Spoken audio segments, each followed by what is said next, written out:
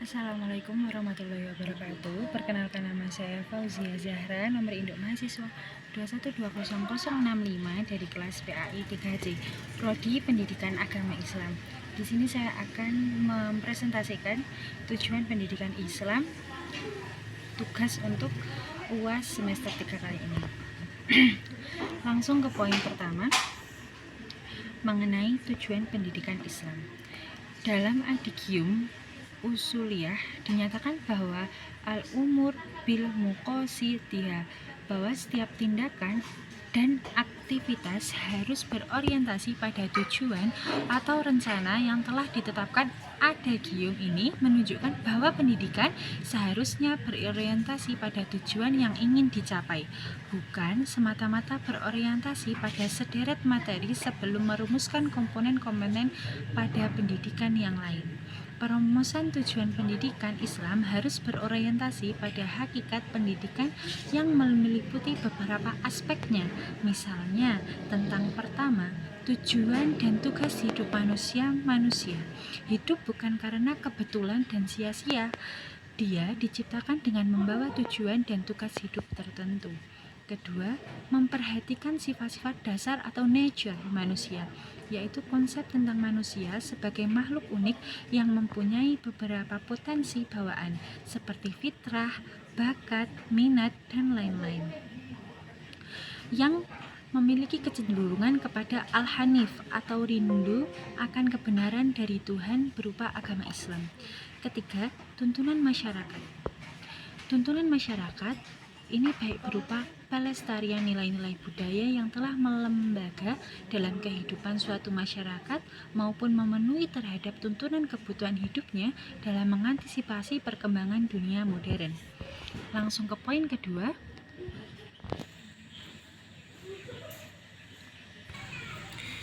Saya ulangi, pada poin kedua, prinsip formulasi dalam pendidikan Islam. Tujuan pendidikan Islam mempunyai beberapa prinsip tertentu guna menghantarkan tercapainya tujuan pendidikan Islam itu sendiri. 1. Prinsip universal atau syumulillah. 2. Prinsip yang memandang keseluruhan aspek agama. Dalam aspek agama ini ada bidang akidah, ibadah, dan akhlak malah manusia. Manusia juga memiliki aspek, yaitu jasmani, rohani, dan nafsani, masyarakat dan tatanan kehidupan, serta adanya wujud jagat raya dan hidup. 2. Prinsip keseimbangan dan kesederhanaan atau tawazun iqtisadiyah. Prinsip ini adalah keseimbangan antara berbagai aspek kehidupan pada pribadi, berbagai kebutuhan individuan dan komunitas, serta tuntunan pemeliharaan kebudayaan silam dengan kebutuhan kebudayaan masa kini, serta berusaha mengatasi masalah-masalah yang sedang dan akan terjadi. Prinsip yang ketiga adalah prinsip kejelasan atau tabayyun, prinsip yang di dalamnya terdapat ajaran dan hukum yang memberi kejelasan terhadap kejiwaan manusia atau kolbu. Prinsip yang keempat adalah prinsip tentang bertentangan, atau prinsip yang di dalamnya terdapat ketiadaan pertentangan antara berbagai unsur dan cara pelaksanaannya. Langsung ke poin selanjutnya. Poin selanjutnya mengenai tentang komponen tujuan pendidikan Islam. Dalam proses pendidikan, tujuan akhir merupakan kristalisasi nilai-nilai yang ingin diwujudkan dalam pribadi peserta didik. Tujuan akhir harus lengkap atau komprehensif, mencakup semua aspek, serta terintegrasi dalam pora kepribadian ideal yang bulat dan utuh. Tujuan akhir ini mengandung nilai-nilai Islami dalam segala aspeknya. Secara teoritis, tujuan akhir dibedakan menjadi 3 bagian, yaitu 1. Tujuan normatif. Tujuan normatif ini memiliki 4 subpoin, yaitu formatif, selektif, determinatif, dan integratif. Terus yang kedua ada tujuan aplikatif yang memiliki 4 subpoin juga, yaitu tujuan fungsional, sosial, moral, dan profesional, dan yang terakhir adalah tujuan operasional. Langsung ke poin selanjutnya. Formulasi tujuan pendidikan Islam. Menurut Ibnu Taimiyah, tujuan pendidikan Islam tertumpu pada 4 aspek, yaitu tercapainya pendidikan tauhid dengan cara mempelajari ayat Allah Ta'ala dalam wahyunya dan ayat-ayat fisik atau afak dan besikir anfus.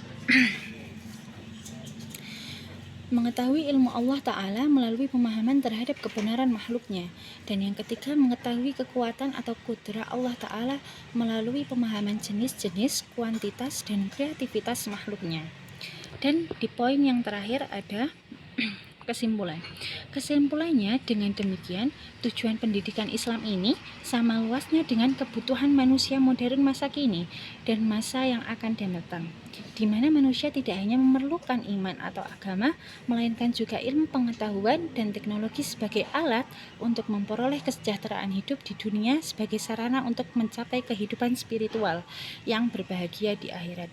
Poin yang kedua adalah dari beberapa rumusan tujuan di atas dapat menyimpulkan bahwa tujuan pendidikan Islam adalah terbentuknya individu serta masyarakat yang islami yang di dalamnya memiliki wawasan keislaman yang kafah agar mampu menjalankan tugas kehambaan, kekhalifahan, dan pewaris Nabi sebagai bentuk ketaatan untuk mendapatkan ridha Allah.